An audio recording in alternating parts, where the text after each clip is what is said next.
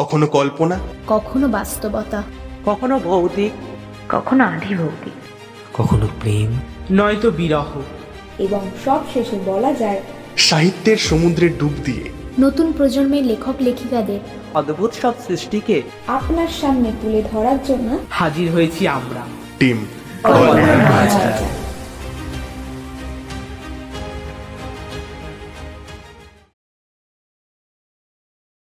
নমস্কার, কল্পনার মায়াজাল ইউটিউব চ্যানেলে আপনাদের সকলকে স্বাগত। আজকে আমরা আপনাদের জন্য নিয়ে এসেছি একটি বিশেষ গল্প, ইচ্ছামৃত্যু। গল্পটি লিখেছেন কৌশিক আচার্য। লেখকের জন্ম উত্তর 24 পরগনার কেষ্টপুরে। পড়াশোনা করেছেন সল্টলেকের বিধাননগর মিউনিসিপ্যাল স্কুলে। 2014 সালে তিনি স্কুল জীবন শেষ করেন। মহারাজা মুনীন্দ্রচন্দ্র কলেজ থেকে 2018 সালে পড়াশোনার পাঠ চুকিয়ে এখন তিনি পেশায় একজন একাডেমিক কন্টেন্ট রাইটার এবং আমাদের একজন রেগুলার লিসেনার। আজকে আপনারা শুনবেন তাঁর লেখা একটি বিশেষ গল্প, ইচ্ছামৃত্যু। গল্প পাঠে আমি তুষার। শুরু হচ্ছে আজকের বিশেষ গল্প, ইচ্ছামৃত্যু।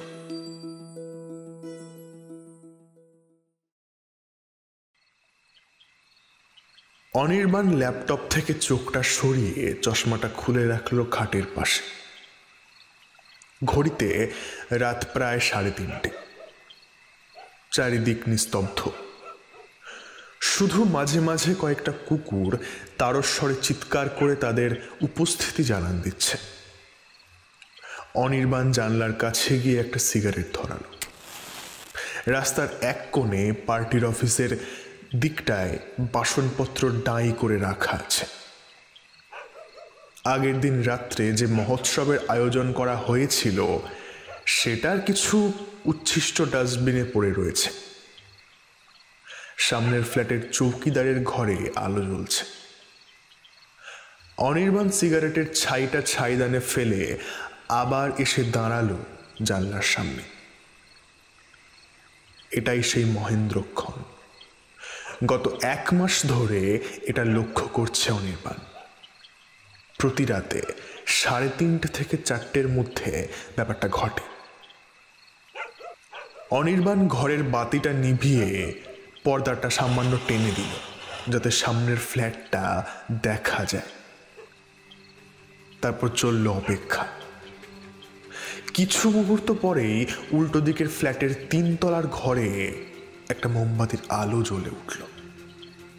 মোমবাতিটাকে ঘরের মাঝখানে কোনো উঁচু জিনিসের উপরে রাখা হয়েছে, হয়তো কোনো টেবিলের উপর। 3 তলার জানলা দিয়ে এই দৃশ্য অনির্বাণ এক মনে দেখতে থাকলো। রাতের নিস্তব্ধতা আর তার ঘরের অন্ধকার যেন তার মনে একটা চাপা উত্তেজনার সৃষ্টি করেছে। সেই মোমবাতির আলো এসে দেখলো একজন মহিলাকে। খুব স্পষ্টভাবে বোঝা না গেলেও তার পরনে যে নতুন শাড়ি সেটা বুঝতে অসুবিধা হয় না। সেই মহিলা জানলার দিকে পিঠ করে বসে তার হাত দুটি সামনের দিকে বাড়িয়ে দিলেন। হাওয়ায় সামনের দিকে বাড়ানো 2 হাত মোমবাতির আলো আর রাতের গভীর নীরবতা যেন পরিবেশটাকে ভারী করে তুলছে। এতক্ষণ ধরে এক দৃষ্টে সেদিকে তাকিয়ে থাকার ফলে অনির্বাণের চোখ আস্তে আস্তে বন্ধ হয়ে আসছে। 2 মিনিট, 3 মিনিট, 5 মিনিট, যেন মুহূর্ত নয়, যুগ কেটে যাচ্ছে কোনো ভয়ঙ্কর পরিসমাপ্তির প্রতীক্ষায়। অনির্বাণের চোখ প্রায় সম্পূর্ণ বুজে এসেছে। ঠিক তখনই দূরে শোনা গেল একটা মিহি মলিন ডাক। মনে হলো যেন কেটলি থেকে ধোঁয়া বেরোচ্ছে। শব্দটা ধীরে ধীরে বাড়ছে। অনির্বাণ কোনো রকমে তার চোখ টেনে সামনে দেখার চেষ্টা করল। তার শরীরের সমস্ত অঙ্গ প্রত্যঙ্গ যেন জানান দিচ্ছে যেন সে জানলার সামনে থেকে সরে আসে। কিন্তু কৌতূহল মানুষের পরম ধর্ম। কিন্তু তার শরীর সায় দিল না। মূর্ছা যাবার ঠিক আগের মুহূর্তে সে দেখল যে শব্দটা রাত্রির অন্ধকার চিরে বেরিয়ে যাওয়া মাত্রই মহিলার হাত শূন্য থেকে টেবিলের উপরে পড়ল, আর সঙ্গে সঙ্গে মোমবাতির আলোটা নিভে গেল। অবচেতন মনেই যেন সে শুনতে পেল কে যেন মন্ত্রের মতো পড়ে চলেছে, ইউথানেসিয়া, ইউথানেসিয়া, ইউথানেসিয়া।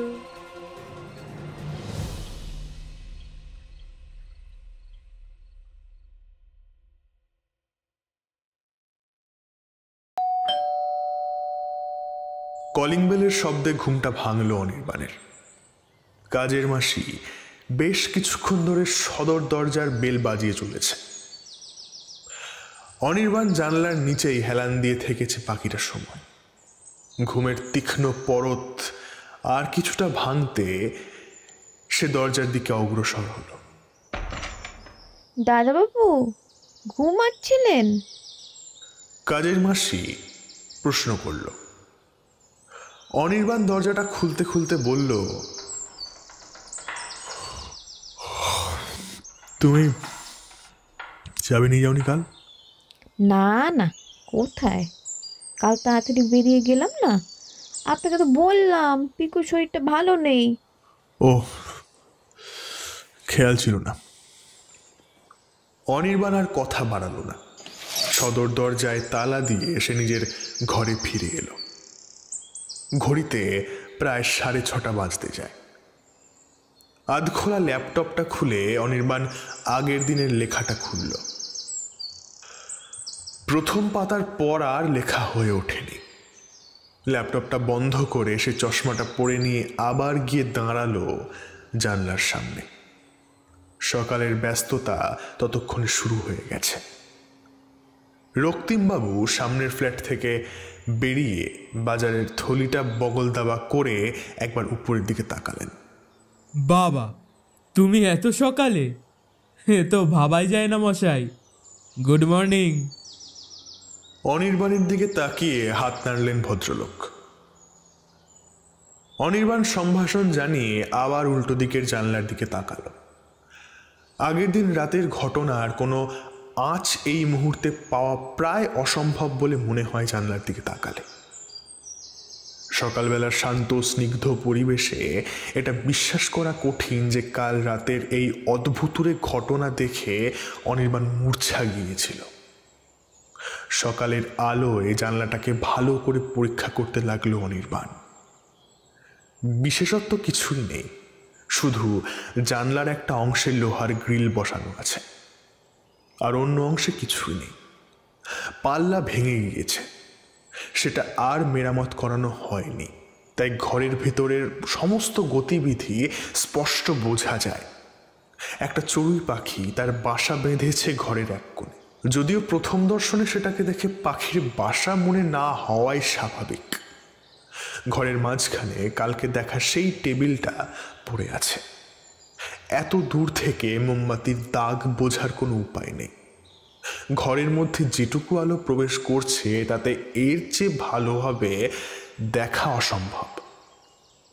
অনির্বাণ জানলা থেকে সরে বাথরুমে গিয়ে হাত মুখ ধুয়ে এসে খাটে বসল। কাল রাতের ঘটনাটা ভুলতে পারছে না সে। ওই মহিলা, রহস্যময় আওয়াজ, ভুতুরে গা ভারী করা রাতের পরিবেশ সবই তার স্বাভাবিক চিন্তা শক্তিকে গুলিয়ে দিচ্ছে অনবরত। কাজের মাসি বিদায় নিলে অনির্বাণ ঘরে তালা লাগিয়ে রাস্তায় বেরোল। সকালের কোলাহল আর ব্যস্ততায় যদি তার মাথার ভিতর চলতে থাকা অজস্র প্রশ্নবানকে কিছুটা থামাতে পারে। রাস্তার মোড়ে চায়ের দোকানের সামনে গিয়ে আবার দেখা হয়ে গেল রক্তিমবাবুর সাথে। বাজার হলো? প্রশ্ন করল অনির্বাণ। আর বাজার? এটাকে বাজার না বলে গিন্নির হুকুম বলে বেশি ভালো করতে। যাকগে, তা কি ব্যাপার? তুমি তো নিশাচর প্রাণীদের পর্যায়ে নাম নথিভুক্ত করেছো বলে জানতাম, তা তুমি হঠাৎ এত সকালে? তখন দেখলাম জানলার ধারে, এখন আবার বেরিয়ে পড়েছো রাস্তায়। শরীর টরীর খারাপ করলো নাকি? অনির্বাণ রক্তিমবাবুর ঠাট্টায় খানিক সাই দিয়েই বলল, না আসলে এমনিতে রাত জাগি, তাই দেরি করে উঠি, কিন্তু গতকাল কাজের মাসিকে চাবি দেওয়া হয়েছিল না, তাই। রক্তিমবাবু মুচকি হাসলেন। এইটা তোমাদের প্রজন্মের একটা গুণ দোষ দুটোই। বেশি রাত জাগলে শরীর খারাপ করে, আবার শুনেছি রাতের শহরের সৌন্দর্য নাকি আলাদা। যদিও ফ্ল্যাটে বসে সেইটা উপভোগ করার কোনো জো নেই। কথাখানা বলে তিনি চায়ের দোকানের দাম মিটিয়ে বাড়ির দিকে পা বাড়ালেন। চলি হে, দেরি করলে বউয়ের কথার বানে ছিন্ন ভিন্ন হয়ে যাব। অনির্বাণ বিদায় জানিয়ে পর মুহূর্তে আবার পিছু ডাকল। রক্তিমবাবু। রক্তিমবাবু ফিরলেন। আচ্ছা বলছি, আপনাদের ওই 3 তলার ফ্ল্যাটটা কাদের বলতে পারেন? হঠাৎ? না মানে এমনি, আসলে ওই ফ্ল্যাটটা আমার ঘরের একেবারে সামনেই তো, সবসময় অন্ধকারই দেখি, কাউকে দেখতে পাই না ভিতরে। আর আপনিও দোতলায় থাকেন, তাই জিজ্ঞাসা করছিলাম আর কি। না না, ওই ফ্ল্যাট তো অনেক দিন হলো তালা বন্ধ হয়ে পড়ে আছে।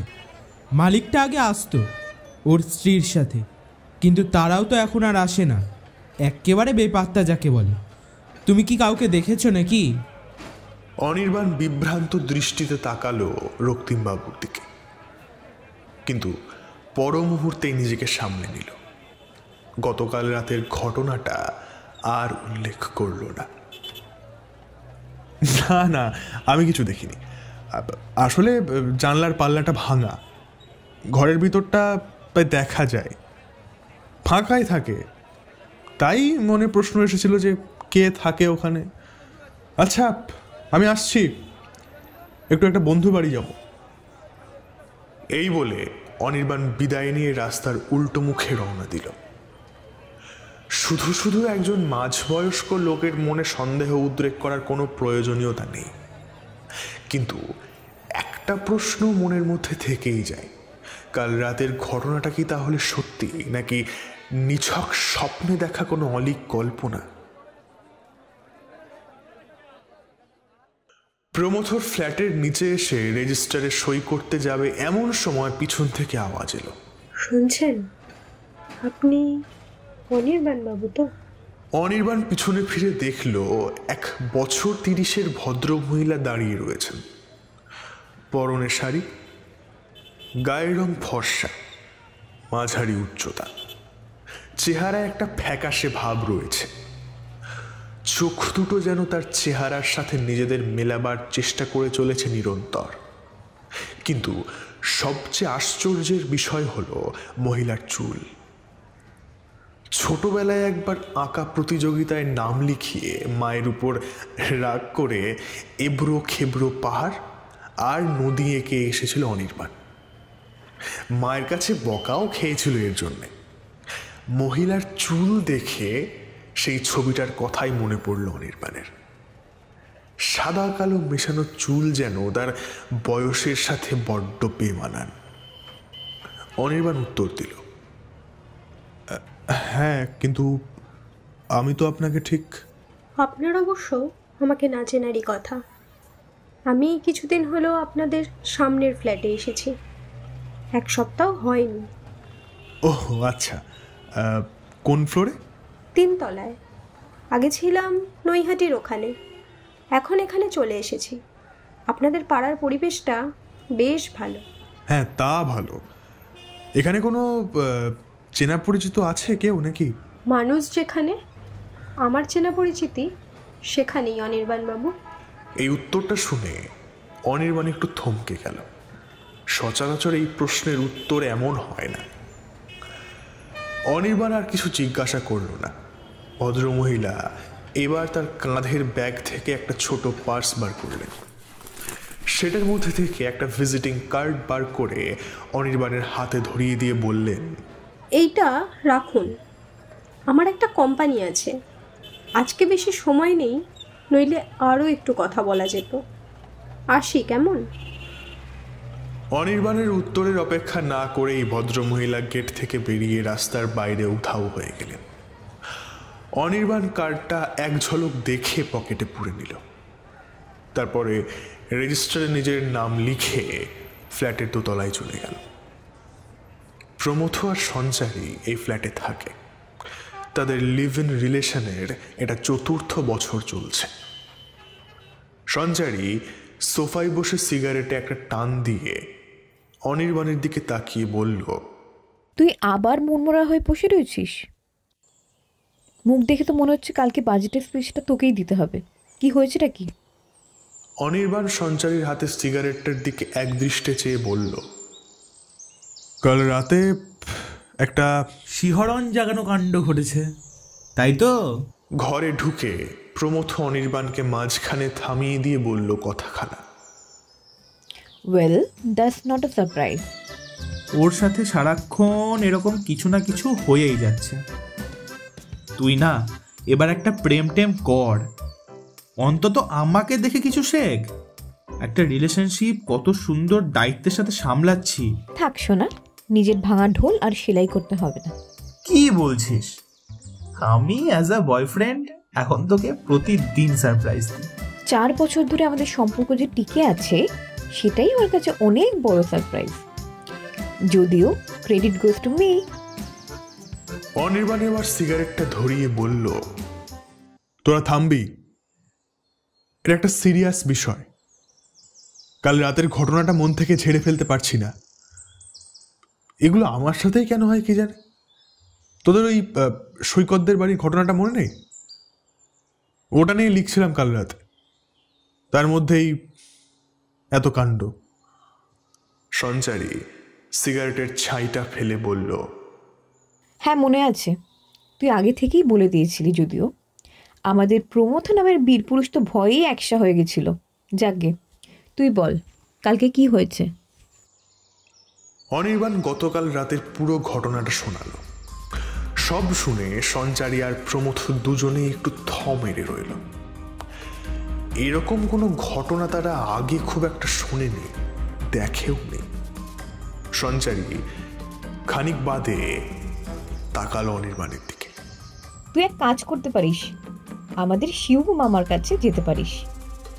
এই শিবু মামাটা আবার কে? শিবেন্দ্র প্রসাদ সর্ববিদ্যা, শর্টকাট শিবু মামা। আরে আমাদের এই ফ্ল্যাটে 4 তলায় থাকে, পণ্ডিত লোক, এসব ব্যাপারে বেশ ভালো জ্ঞান আছে। তবে আজ হবে না, ওনার আবার উপোস আছে, এখন কথা বলতে গেলে চটে যাবে। তুই বরং কাল সন্ধ্যের দিকে আয়, অফিস থেকে ফিরে, তারপর দেখছি। আচ্ছা ঠিক আছে, তবে একটা প্রশ্ন, এই সর্ববিদ্যাটা আবার কিরকম পদবী? এরা এপার বাংলার লোক, শুনেছি ওখানকার জমিদারি ছিল, আর এটা উপাধি, ব্রিটিশ সরকারের কাছ থেকে পাওয়া। হ্যাঁ, খুব একটা শোনা যায় না এই পদবী, বোধহয় এনারাই একমাত্র। অনির্বাণ ঘাড় নেড়ে উঠে পড়ল। চলি না এখন, বিকেলে পারলে একটু বেরোবো। এই বলে সে দুজনের কাছ থেকে বিদায় নিয়ে বেরিয়ে এলো। বাড়ি ফিরে জামা কাপড় ছাড়তে গিয়ে পকেট থেকে সকালে ওই মহিলার দেওয়া কার্ডটা বেরোলো। এটার কথা খেয়ালই ছিল না অনির্বাণের। প্রমথ আর সঞ্চারীকেও দেখানো হয়নি। কার্ডটা হাতে নিয়ে ভালো করে লক্ষ্য করতে গিয়ে চমকে উঠল অনির্বাণ। এরকম ভিজিটিং কার্ড সে আগে কখনো দেখেনি। নাম নেই, শুধু একটা ফোন নাম্বার দেওয়া আছে। সকালে তাড়াহুড়োর মধ্যে নামটা জিজ্ঞাসা করাই হয়নি। কার্ডের ঠিক মাঝখানে লেখা আছে, আপনি যদি তাদের সাথে যোগাযোগ স্থাপন করতে চান তাহলে এই নম্বরে ফোন করুন। কিন্তু তার পরের লেখাটা দেখে অনির্বাণের শিরদাঁড়া দিয়ে একটা ঠান্ডা স্রোত বয়ে গেল। কার্ডের নিচে ডান দিকে লেখা আছে, সর্বদা আপনাদের পাশে, টিম ইউথ্যানেসিয়া। অনির্বাণ কার্ডটা টেবিলের উপর রেখে ভাবতে বসল। তার অবচেতন মনে কাল রাতে যে শব্দটা বারংবার উচ্চারিত হয়েছে তার প্রতিধ্বনি কেন বহন করছে এই ভিজিটিং কার্ডটা? কে ওই সকালের মহিলা? ইনিই কি গতকাল রাত্রের সেই রহস্যময়ী? হাজারো প্রশ্ন এসে দানা বেঁধেছে অনির্বাণের মনে। আজ ছুটি, কাজের চাপ নেই বলে বাঁচোয়া, নইলে এই সব প্রশ্ন মাথায় নিয়ে কাজে বসলে আর দেখতে হতো না। বিচিত্র পরিস্থিতি। অনির্বাণ তার মন শান্ত করার চেষ্টা করল, কিন্তু প্রশ্নবাণে জর্জরিত হৃদয় এবং মস্তিষ্ক চিন্তার এমন খোরাক পেয়ে কি আর হাতছাড়া করতে চায়? কিছু জিনিসের মানে খুব সহজেই বোঝা যাচ্ছে, যেমন এই ইউথ্যানাসিয়া কথাটা, বাংলায় যার অর্থ ইচ্ছা মৃত্যু। হঠাৎ এরকম নাম কোনো কোম্পানি কেন রাখবে? আর কিসেরই বা কোম্পানি? এই যে বলছে তাদের সাথে যোগাযোগ করার জন্য ফোন করুন, কাদের সাথে যোগাযোগ করার জন্য ফোন করতে বলছে? অনির্বাণ একটা বিষয় স্পষ্টতই বুঝল, যে বা যারা এই সংস্থা চালান তারা নিজেদের কাজ গোপন রাখতে চান। এমনকি সামনাসামনি যেচে আলাপ করলেও নিজেদের পরিচয় গোপন করেন। ভদ্রমহিলা বললেন যে উনি সামনের ফ্ল্যাটের 3 তলায় থাকেন, তবে রক্তিমবাবুর কথা অনুযায়ী কোনো মহিলার 3 তলায় থাকার কথা নয়। অনির্বাণ এই সমস্ত চিন্তা মাথায় নিয়ে স্নানে গেল।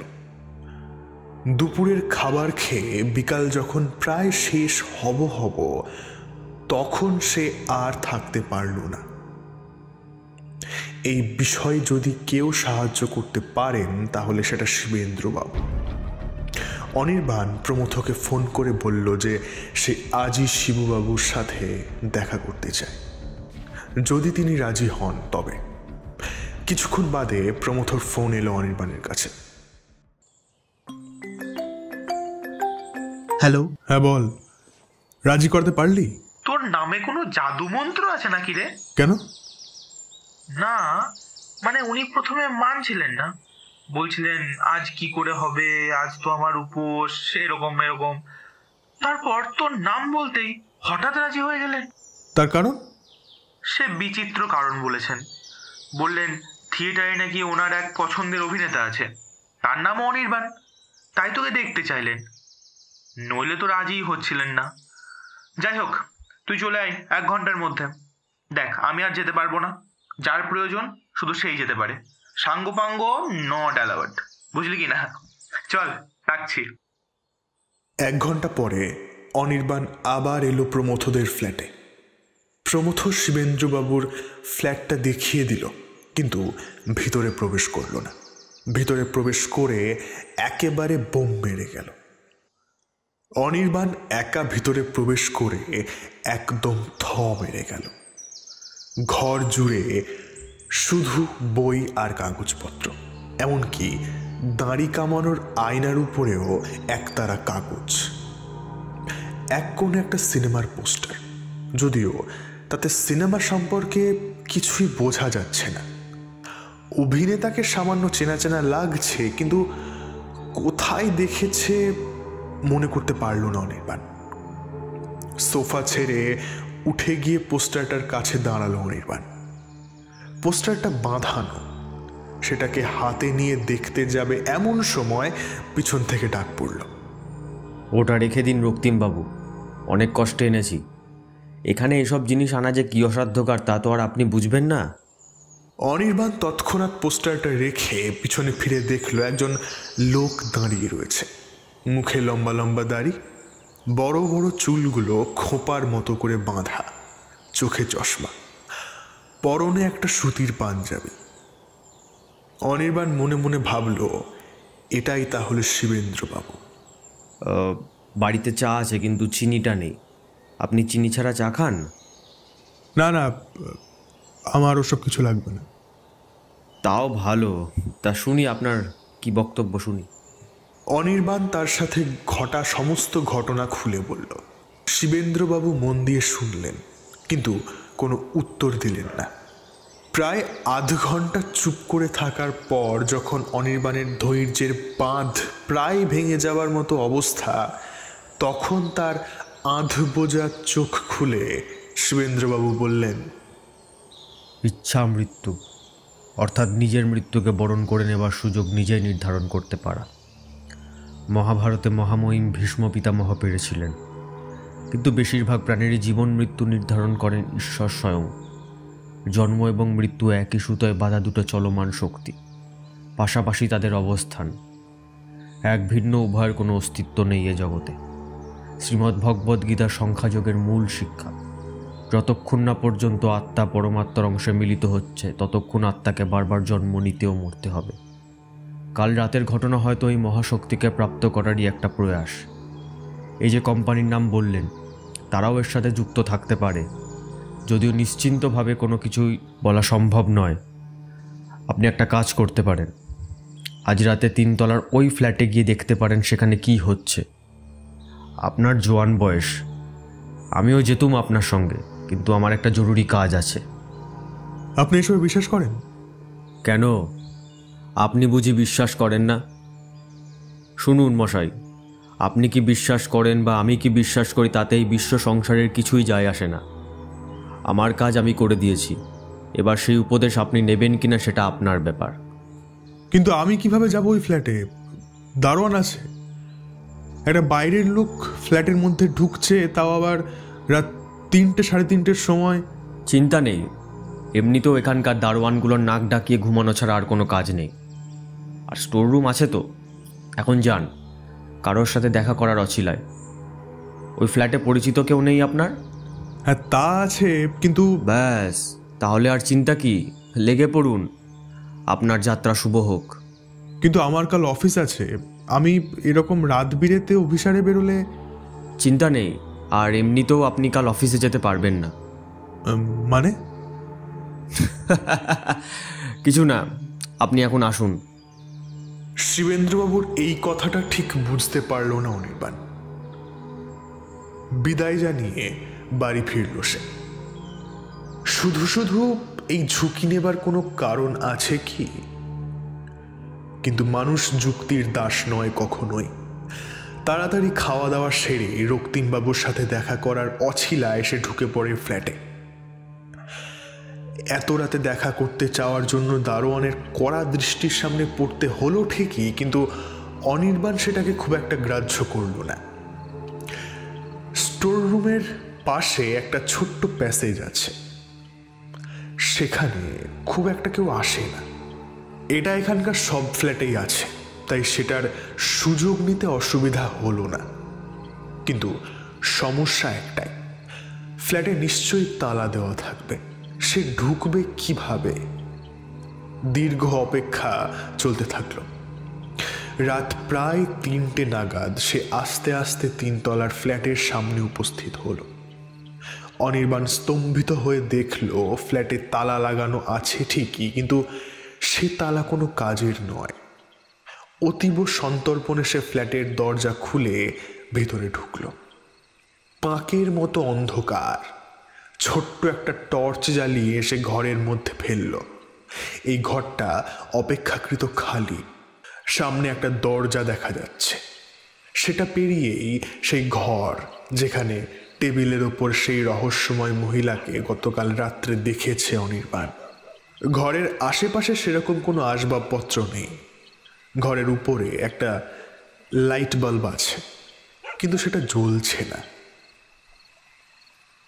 সে সামনের দরজা খুলে অন্য ঘরটাতে প্রবেশ করল। এই ঘরটি অপেক্ষাকৃত ছোট। টর্চের আলোয় স্পষ্ট দেখা যায় ঘরের কোণে পাখির বাসা। ঘরের মাঝখানে একটা টেবিল, তার পাশেই একটা চেয়ার। টেবিলে যে গতকাল রাত্রে একটা মোমবাতি জ্বালানো হয়েছিল তার প্রমাণও পেল অনির্বাণ। ঘরের যে একমাত্র জানলা, সেটা দিয়ে বাইরের রাস্তা আর অনির্বাণের ফ্ল্যাট দেখা যায়। ঘরের যেদিকে জানলা তার উল্টো দিকে অনেকগুলো তাকে বইপত্র এবং কতগুলো ফাইল রাখা রয়েছে। অনির্বাণ সেদিকে এগিয়ে গেল। বইপত্রগুলো সবই প্রায় আত্মা, ধর্ম আর প্রেতলোক নিয়ে লেখা। বইগুলো আবার জায়গায় রেখে অনির্বাণ ফাইলগুলো খুলল। পাতার পর পাতা জুড়ে খালি মানুষের নাম, ছবি, বয়স, পেশা, এইসব তথ্য দিয়ে ভরানো রয়েছে। এমনকি এদেরকে বয়স বা লিঙ্গের ভিত্তিতেও ভাগ করা হয়নি। এই সমস্ত মানুষের মধ্যে একটাই মিল, এরা সবাই মৃত। কেউ 1 বছর, কেউ 10 বছর, কেউ বা 15 বছর আগে মারা গিয়েছেন। পাতা উল্টাতে উল্টাতে একটা জায়গায় এসে অনির্বাণ থেমে গেল। ফাইলে একটা নাম দেখে তার চোখ বিস্ফারিত হলো। আতঙ্ক, বিস্ময় আর ভয়ের এক অদ্ভুত মিশেল তার চোখে মুখে ফুটে উঠল। ফাইলে লেখা আছে নাম অনির্বাণ শিকদার, বয়স 28, পেশা চাকুরিজীবী, বর্তমান অবস্থা মৃত, সময় গত ডিসেম্বর।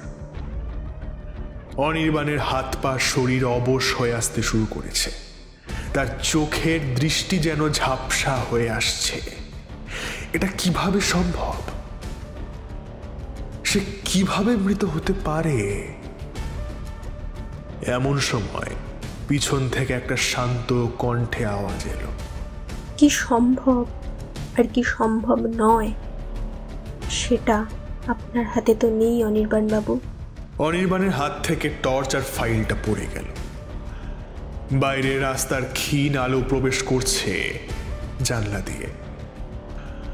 আলো অন্ধকারের মিশেলে আবারও সেই ভারী একটা পরিবেশের জন্ম দিয়েছে যেন। কে? কাঁপা কাঁপা গলায় প্রশ্ন করল অনির্বাণ। গলা প্রায় শুকিয়ে এসেছে। স্পষ্ট দেখা না গেলেও এটুকু বুঝতে বাকি নেই যে এই আগন্তুক আর কেউ নয়, সকালের সেই মহিলা। মহিলা কোনো কথা না বলে একটা মোমবাতি জ্বালিয়ে টেবিলের ঠিক মাঝখানে রাখলেন। তারপর অনির্বাণকে হাত ধরিয়ে বসিয়ে দিলেন চেয়ারটাতে। মহিলার হাত বরফের মতো ঠান্ডা। মহিলাটি বসলেন না, অনির্বাণের দিকে তাকিয়ে প্রশ্ন করলেন, এসবের মানে কি? কোন সবের মানে জানতে চাইছেন বলুন তো? মশকরা করার মতো পরিস্থিতিতে আমি নেই। এসবের মানে কি? আপনি কে? আমার সমস্ত তথ্য আপনাদের কাছে এলো কিভাবে? মশকরা করার মতো কোনো ইচ্ছে আমারও নেই। আর আমি কে সেটা জিজ্ঞেস করবেন না। শুধু এটুকু জেনে রাখুন যে আমি ইউথেনেসিয়া কোম্পানির একজন প্রতিনিধি। শব্দটার মানে জানেন নিশ্চয়ই। ইচ্ছা মৃত্যু, তাতে কি? আর আমি তো এখনো জীবিত। আপনাদের ফাইলে আপনি আমার মৃত বলে ঘোষণা করে দিয়েছেন কেন? তাও আবার গত ডিসেম্বরে। কারণ আপনি জীবিত নন, তাই। মানে আমি বলতে চাইছি পৃথিবীর নিয়মে আপনি জীবিত নন। আমাকে একটা প্রশ্নের উত্তর দিন তো। আপনি এখানে এসেছেন প্রায় 8 মাস হয়েছে, তাই তো? হ্যাঁ, ওই রকমই হবে। এই 8 মাস আগে আপনি কোথায় ছিলেন একটু মনে করে বলুন তো। অনির্বাণের চোখে ভ্রুকুটি দেখা দিল। সে এটা জানে যে 8 মাস হলো সে এখানে এসেছে একটা চাকরি নিয়ে, কিন্তু তার আগে সে কোথায় ছিল তা কিছুতেই মনে করতে পারল না অনির্বাণ। তার ছোটবেলার কিছু কিছু স্মৃতি তার মনে আছে, কিন্তু তার মা, বাবা, আত্মীয় স্বজন কোথায় থাকে সেটা সে কিছুতেই মনে করতে পারল না। অনির্বাণের মধ্যে এবার একটা অলীক চিন্তা এসে দানা বাঁধল। ভয় নেই, আপনার স্মৃতিশক্তি লোপ পায়নি। আসলে এরিয়া 97-এ বেশি দিন হয়নি তো, তাই সমস্ত স্মৃতি এখনো আপনার সিস্টেমে আসেনি। কিন্তু আর দেরি করা যাবে না, আপনার সব মনে পড়াটা খুব প্রয়োজন। এরিয়া 97 মানে আপনি যেখানে আছেন এটার দায়িত্ব আমার কাঁধে। এরকম আরো অনেক এরিয়া আছে। কি আলবাল বকছেন বলুন তো? হ্যাঁ, কিছু তো মাথায় ঢুকছে না। পরিষ্কার করে বলুন তো।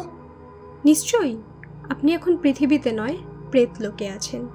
এখানে এসেছেন আগের বছর ডিসেম্বরে। ভেবেছিলাম সমস্ত কিছু মনে পড়লে আপনি নিজে থেকেই যোগাযোগ করবেন, কিন্তু আপনি এত সময় নিয়ে ফেললেন যে আমাদেরকেই বাধ্য হয়ে আসতে হলো। আমরা এই প্রেতলোকের বার্তাবাহক বলতে পারেন। পার্থিব আর অপার্থিব মাঝের যোগসূত্র।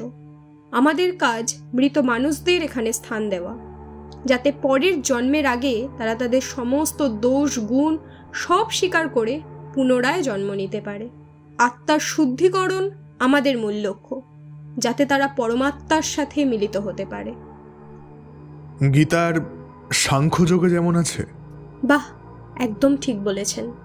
আমাদের কাজ সেই জ্ঞানকে সংরক্ষিত রাখা। যারা মারা গিয়েছেন তাদের সমস্ত কিছুর বিচার করে তাদের শুদ্ধ করে পুনরায় মর্তলোকে পাঠানো, যাতে তারা তাদের এক নতুন জীবন শুরু করতে পারেন। কারোর 1 বছর সময় লাগে তো কারোর 10 বছর, নির্ভর করে আত্মার পূর্বজন্মের পাপ পুণ্যের ওপর। এসব ফালতু বিষয় নিয়ে আলোচনা করার মতন সময় আমার নেই। যত সব গাঁজাখুরি গল্প, আমি এসবে বিশ্বাস করি না। বেশ, তাহলে এক কাজ করুন। আপনার পকেটে নিশ্চয়ই মোবাইল ফোন আছে। পৃথিবীর সাথে পাল্লা দিয়ে আমাদেরও পরিবর্তন করতে হয়েছে নিজেদেরকে। তা আপনার বন্ধু প্রমোদকে একবার ফোন করে দেখুন না, উত্তর পাওয়া যায় কি না। অনির্বাণ পকেট থেকে মোবাইল বার করে প্রমথকে ফোন করল। উল্টো দিক থেকে কোনো সাড়া পাওয়া গেল না।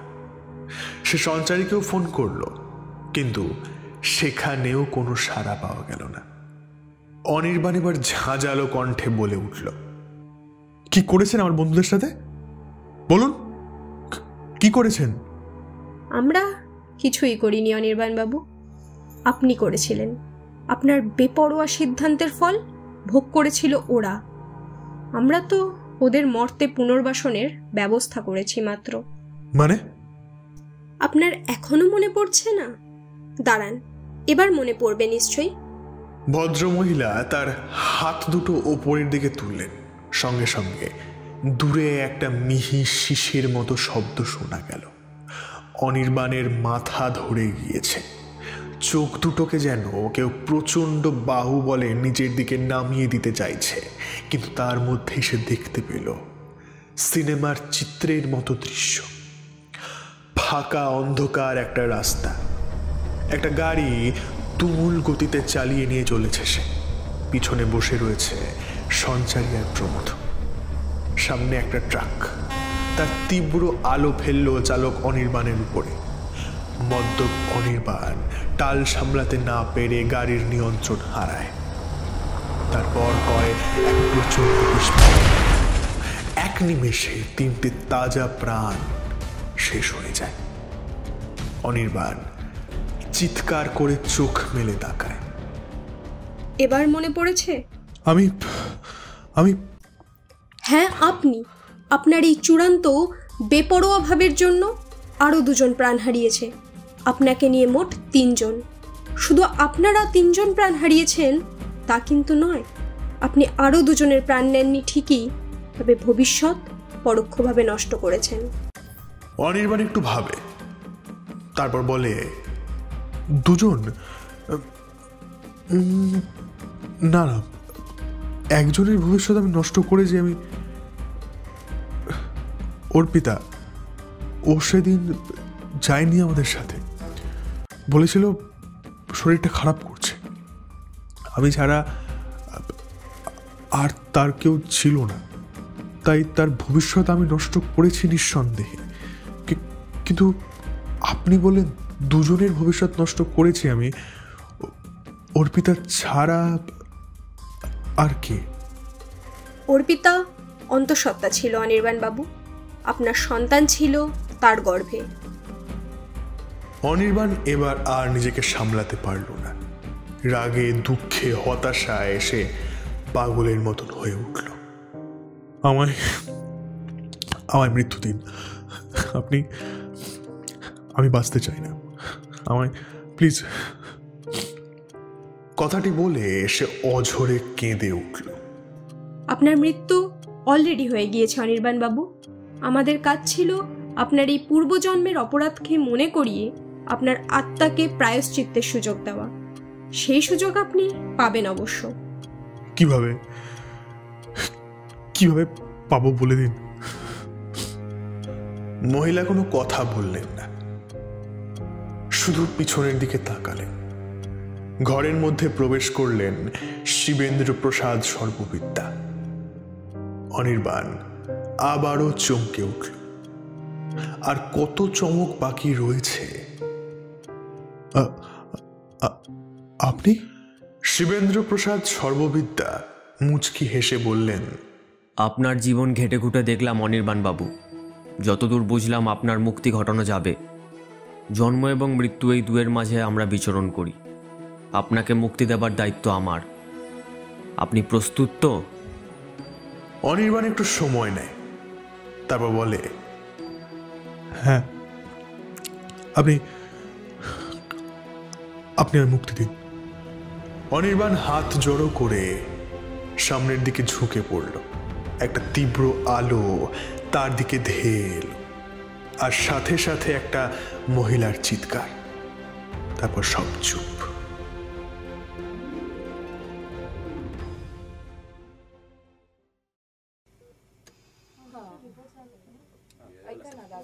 হাসপাতালের বেডে শুয়ে থাকা অর্পিতার কাছে হাসি মুখে এলেন একজন নার্স। তাঁর কোলে একজন সদ্যজাত শিশু। নার্সটি মৃদু হেসে বললেন, কংগ্রাচুলেশনস, আপনার ছেলে হয়েছে। কি নাম রাখবেন ছেলের? অর্পিতার চোখ দিয়ে এক ফোঁটা জল গড়িয়ে পড়ল গাল বেয়ে। সে একটা ঢোক গিলে বলল, অনির্বাণ।